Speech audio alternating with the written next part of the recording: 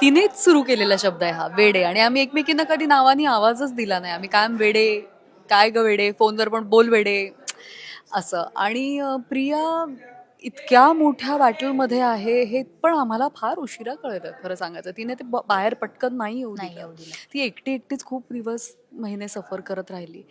आणि त्यानंतरही आत्तापर्यंत म्हणजे अगदी काही दिवसांपर्यंत आम्ही बोलत होतो अगं तिच्याशी. आणि कशी आहेस, काळजी घे. आणि ही तिकडे होती आणि आमचं बोलणंही आणि झालं की आता आमचं शंतनूला फोन करूया. आणि आमचं प्रत्येक फोन किंवा मेसेजवर बोलणं व्हायचं तेव्हा प्रियाचं नाव निघायचंच. किंवा कुठल्याही गोष्टी चांगल्या घडत असल्या तरी सुद्धा back of the mind Priya असायचीच असायची.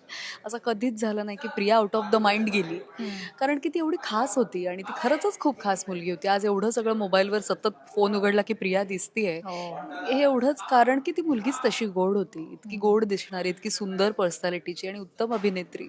आणि अशी म्हणजे काहीच बोलण्यासारखंच नाहीये ग. फारच वाईट वाटतं आम्हाला. वाईट काय वाटलं माहितीये ना की तुला मी सांगते, मी अमेरिकेत असताना सुद्धा तिचा मला फोन आला होता की मी इथे आले, तू मला भेट.